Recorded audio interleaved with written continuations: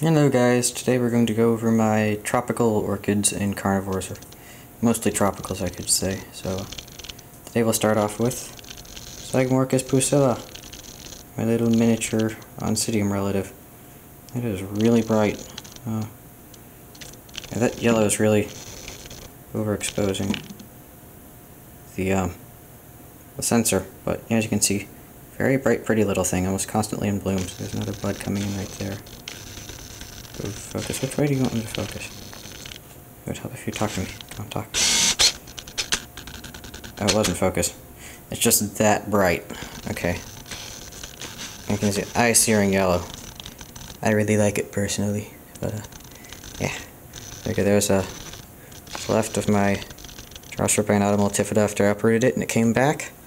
And then some Sarracenia seedlings, open pollinated.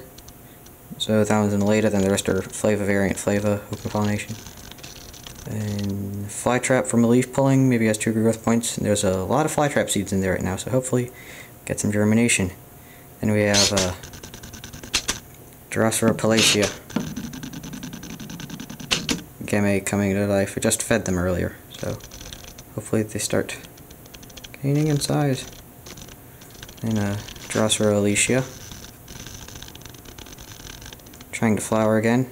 It always seems to abort it. They turn brown about midway. Then actually I have some ripened seed on my Terrarium multifida. So hopefully those will be getting distributed soon through a trade or giveaway, whatever. They're the actual plants. Tiny little things. I'm going to keep some for myself to get some regeneration since they are annuals. Then one of my personal favorites right now, the Pinguicula cyclosecta. Those look amazing. So thank you, Katie, very much for those. I really like these. That purple is pretty unique for this genus. And then, of course, a crowd favorite, the Drosera rosiana. So you can see those have filled out a lot. Some of them look like they may be producing gemme. Let's see.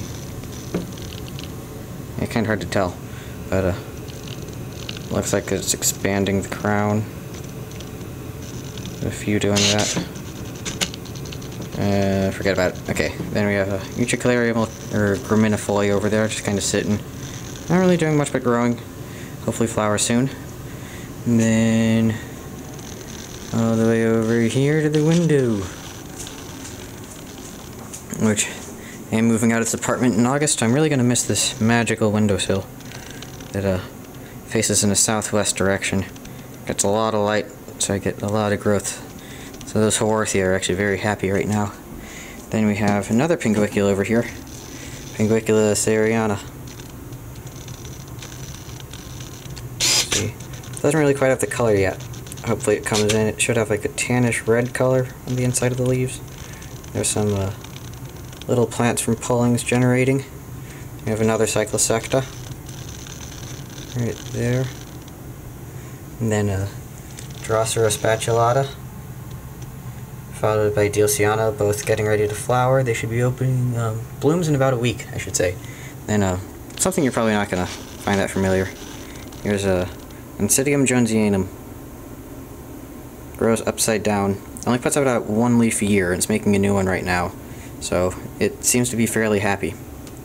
Then we have a Nepenthes Miranda, hybrid between Northiana by Mixta by Northiana by Maxima again.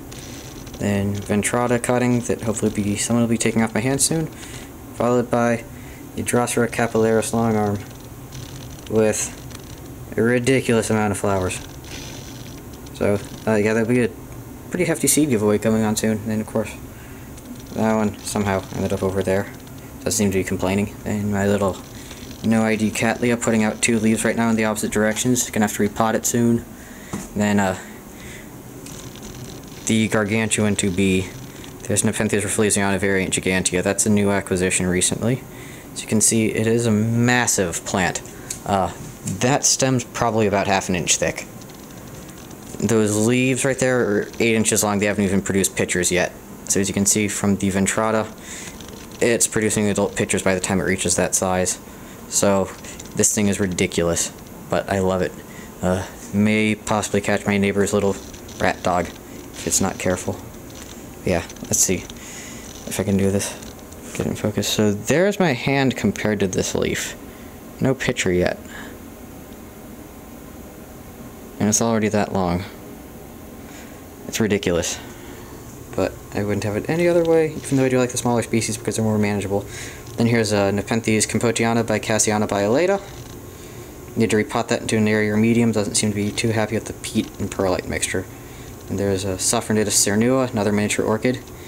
And the ever-flowering Drosera venusta and species South Africa.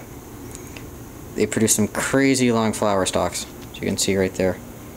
But they have some rather attractive little flowers on them. Don't you guys? You can see there's one of the flowers on the species South Africa.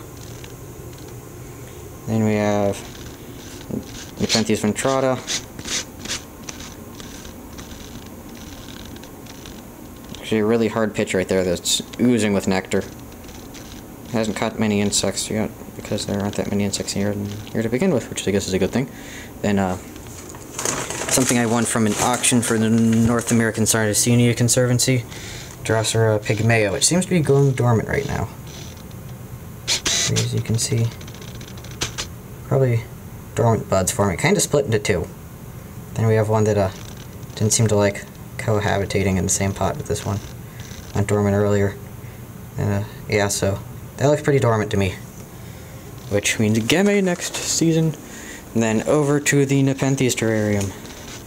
So, you guys that have usually followed me know know exactly what this is. This is Nepenthes naga, my little seedling.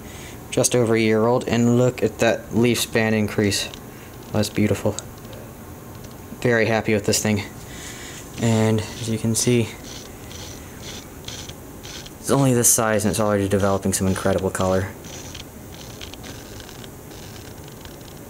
It's a tiny little plant right now, but look at how deep red that little baby picture is. Then another one from Mason along with that giant Rafflesiana. There's a Nepenthes burbigia finally doing... So the camera just cut me off, so yeah, there's a Nepenthes burbigia making a relief, followed by Nepenthes glabrata, which has actually grown quite quickly. Hasn't made a picture yet, looks like it wants to. I hope it does, because I really like the pictures on this species. Possibly uppers, maybe? That would be nice. Yeah, so there's that one. Then, my little Lake Poso Maximo has been growing rather quickly, as you can see. And let's get down here. Here's the latest picture.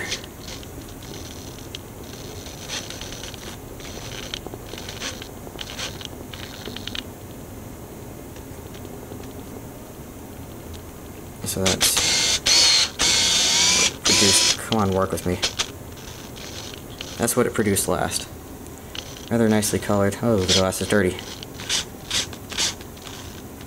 Yeah, rather nicely colored. Oh, forget it. Then we have Nepenthes lavicola. There's the last picture made back there.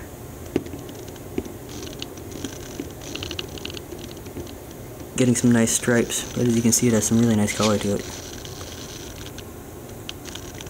Kinda hairy, darkly colored splotchy, dark leaves. Yeah, this is a nice one. Very happy with it. I just fed all these a coffee treatment, so we should be seeing some monster growth soon. And then we have the freshly repotted Nepenthes burkii, after I read an article about root restraining, compaction, whatever the hell it's called, root bound. Yeah, so I repotted that one to a larger pot since it didn't seem to be making any larger pictures. Gave it a coffee treatment, and it seems to be doing very happily. Then over to non-Nepenthes, we have Dendrobium anosmum, which is another generous donation from Mason. So you can get 6-foot-long cane pseudobulbs. What am I saying epi for? I was thinking epidendrum. But yeah, fragrant. Apparently it's kind of pungent with the flower smell. Then we have Utricularia biscomata, growing rather nicely. Then Utricularia laxa. followed by Sandersonii blue back in there, and Utricularia livida with its little white flowers. Is that really as much as you're going to focus on it? Yeah, they're pretty much pure white, and the autofocus doesn't want to work on them. But they do have little blue splotches on them. Yeah, those are searing white, but that's what the plant looks like itself. And then over to these sphagnum trays. Doing quite nicely. Then we have Nepenthes, Mercule, raisin pie thing, which has a ripening seed pod on it. So I'll be getting a few thousand seeds in about a year. And then Paphiopedilum memoriam Barbara Duncan, which was the father to my tentative hybrid. Very dark leaves, has a really dark flower, so this should be interesting. Yeah, and that is all. So I'll be leaving you now and hopefully updating soon on some other stuff. Right, until then, see you later.